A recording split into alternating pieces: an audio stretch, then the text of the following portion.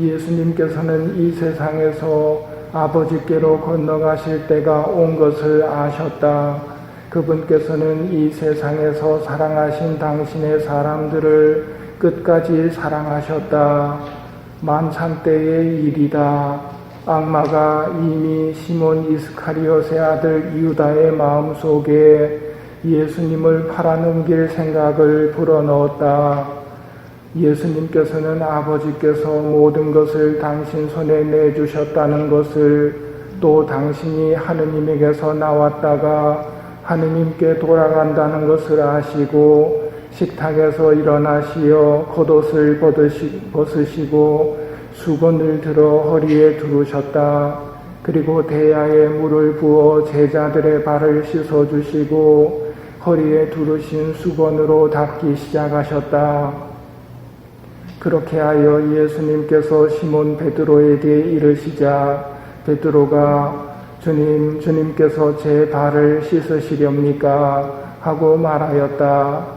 예수님께서는 내가 하는 일을 내가 지금은 알지 못하지만 나중에는 깨닫게 될 것이다 하고 대답하셨다. 그래도 베드로가 예수님께 제 발은 절대로 씻지 못하십니다 하니 예수님께서 그에게 대답하셨다. 내가 너를 씻어주지 않으면 너는 나와 함께 아무런 목도 나누어 받지 못한다. 그러자 시몬 베드로가 예수님께 말하였다. 주님, 제 발만 아니라 손과 머리도 씻어주십시오. 예수님께서 그에게 말씀하셨다. 목욕을 한 이는 온몸이 깨끗하니 발만 씻으면 된다. 너희는 깨끗하다. 그러나 다 그렇지는 않다. 예수님께서는 이미 당신을 팔아넘길 자를 알고 계셨다. 그래서 너희가 다 깨끗한 것은 아니다 하고 말씀하신 것이다. 예수님께서는 제자들의 발을 씻어주신 다음 겉옷을 입으시고 다시 식탁에 앉으셔서 그들에게 이르셨다. 내가 너희에게 한 일을 깨닫겠느냐?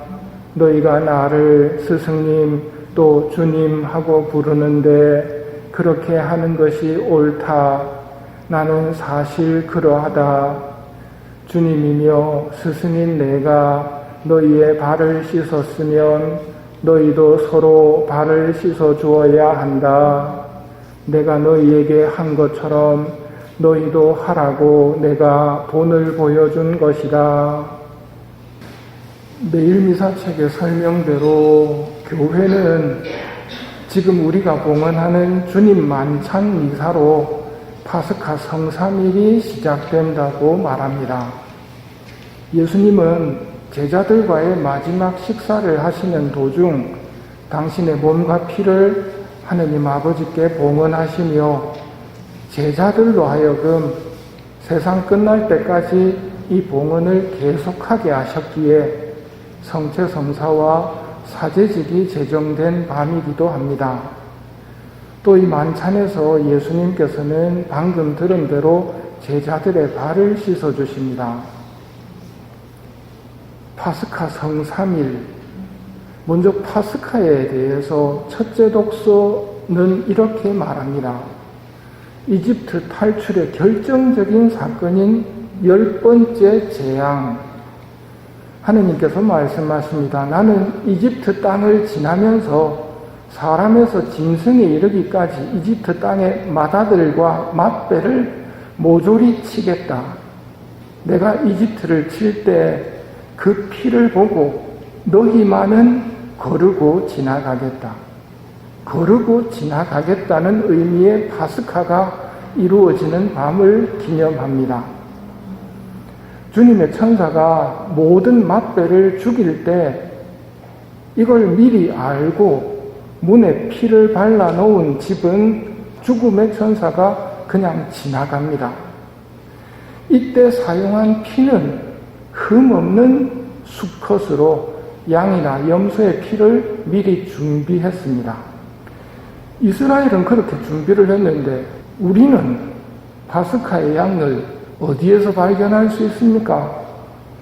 이삭의 질문이 그거였죠. 아버지, 불과 장작은 여기 있는데 번제물로 바칠 양은 어디 있습니까?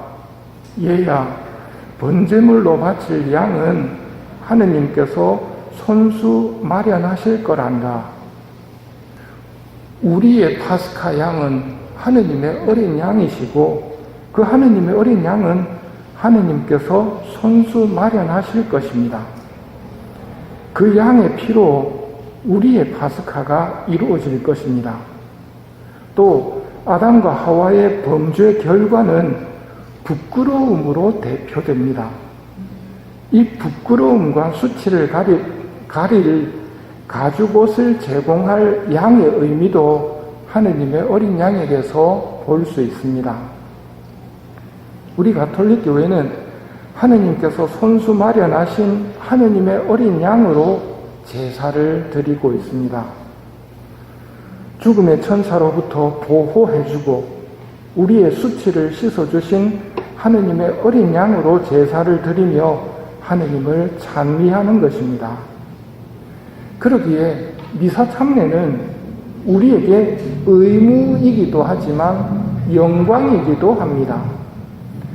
의무가 되는 이유는 너희는 나를 기억하여 이를 행하여라 하고 명하셨기 때문이고, 영광이 되는 이유는 인간이 하느님에게 바칠 수 있는 최고의 예물을 우리가 미사 때 바치기 때문입니다. 왜 하느님의 어린 양을 바치는 것이 최고의 예물일까요? 우리 인간은 유한합니다. 하느님은 무한하십니다. 세상에 있는 모든 양과 염소를 다 잡아 바쳐도 무한하신 하느님에게는 그거 있으나 마나한 재물이지만 하느님의 어린 양이라는 이 재물만큼은 영원 무궁한 재물로 무한하신 하느님께 영원히 봉헌될 수 있는 재물이기에 이것보다 더 가치 있는 최고의 예물은 없는 것입니다. 그 예물을 바치는 것이 가톨릭의 미사 성제입니다. 미사는 제사입니까? 잔치입니까? 하고 물으면 그 상당히 좋은 질문이지만 헷갈리게 하는 질문입니다. 미사는 제사이고 잔치입니다. 제사는 방금 설명드린 대로 최고의 예물을 바치기 때문에 제사이고, 잔치인 이유는 제사의 제물을 우리가 나누어 먹습니다. 그게 영성체 시간이죠. 그래서 잔치입니다. 예수님께서는 제자들의 발 씻김을 통해서 영성체를 어떻게 준비해야 되는지 알려주셨기 때문에 집중해서 들어야 합니다. 내가 너를 씻어주지 않으면 너는 나와 함께 아무런 목도 나누어 받지 못한다. 이 말씀이 영성체를 어떻게 준비해야 되는지 가르쳐 주시는 말씀입니다. 영성체 준비는 예수님에게 우리의 발을 내놓아야 한다는 것입니다. 발은 더러워지기 쉬운 부분으로 영적으로는 우리의 죄나 허물 혹은 악한 본성을 의미한다고 할 수 있습니다. 그래서 미사를 시작할 때는 언제나 합당하게 봉헌하기 위하여 우리 죄를 반성합시다 하며 참회로 시작하는 것입니다. 그런데 베드로는 왜 예수님께서 발을 씻어주려고 하실 때 거부했을까요? 부끄러웠기 때문일 겁니다. 그러나 영성체 준비인 죄를 씻기를 거부해서는 안 됩니다. 내가 너를 씻어주지 않으면 너는 나와 함께 아무런 목도 나누어 받지 못한다. 내가 죄를 지어 더럽다면은 안 더러운 척하면서 죄 중에 머물 것이 아니라 죄를 분명히 고백해서 씻어야 합니다. 죄를 분명히 고백해서 씻는 것이 예수님께 발을 내드리는 겁니다. 더럽고 냄새나는 그 부위를 예수님께 내어드리는 것이 안 들어온 척하고 있는 것보다도 훨씬 낫고, 예수님께서 말씀하신 것처럼 내가 너를 씻어주지 않으면 너는 나와 아무런 목도 나누어 받지 못한다. 그렇기 때문에 하느님과 함께 한 몫을 차지하려면 나의 더러움을 예수님께 내드리면서 그분께 의탁해야 한다는 말입니다. 가끔 안타까움을 느끼는 것은 고해성사가 재판받는 것으로 생각하는 분들을 만날 때입니다. 이렇게 생각하면 죄를 어떻게 해서든지 숨기려고 혹은 줄이려고 합니다. 변명을 하려고 하고 남 탓을 합니다.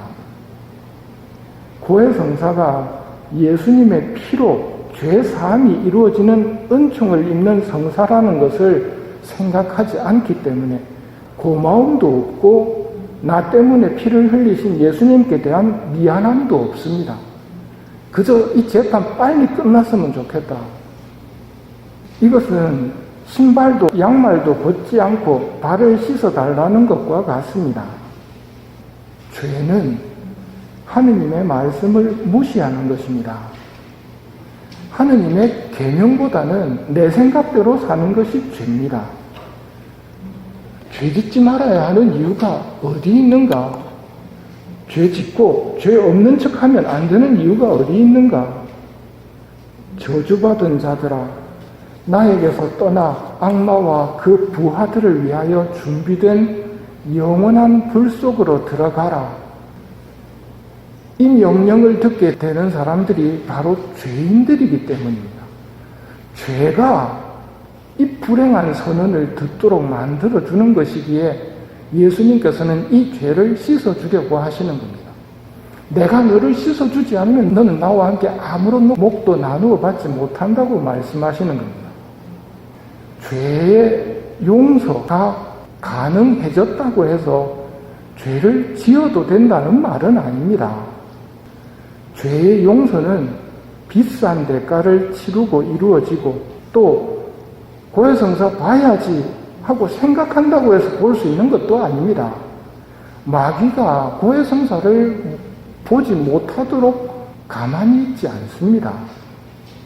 하지만 악마의 간섭이 있는 고해성사를 잘 준비해서 고백을 분명히 한다면 분명히 고백된 죄는 분명히 치료가 됩니다. 그러기에 죄와 고해성사의 은혜에 대해서 생각을 하고 내가 풀어야 할 죄의 사슬이 몇 개인지 잘 찾아서 단순 명료하게 고백한다면 마귀의 모든 노력은 허무로 돌아가고 우리는 다시 고해소에서 나올 때 하느님의 자녀로서 자유를 누리며 하늘나라 희망으로 살아가게 되는 것입니다. 분명히 죄를 고백하는 것은 부끄러움이 아니라 용기입니다. 죄를 숨기고 사는 게 부끄러운 일이고 멸망으로 가는 길입니다. 그러기에 마귀는 마지막까지 우리를 방해하는데 그 마지막 무기가 부끄럽게 여기도록 만들어서 고백하지 못하게 만드는 벙어리 마귀를 이용합니다. 내가 너를 씻어주지 않으면 너는 나와 함께 아무런 목도 나누어 받지 못한다는 말씀을 기억합시다. 마귀가 해방을 맞는 우리를 방해하려 들겠지만 예수님의 말씀과 예수님의 마음을 생각하고 예수님이 원하시는 대로 살아갑시다. 우리는 주님의 도움으로 깨끗해진 영혼들입니다.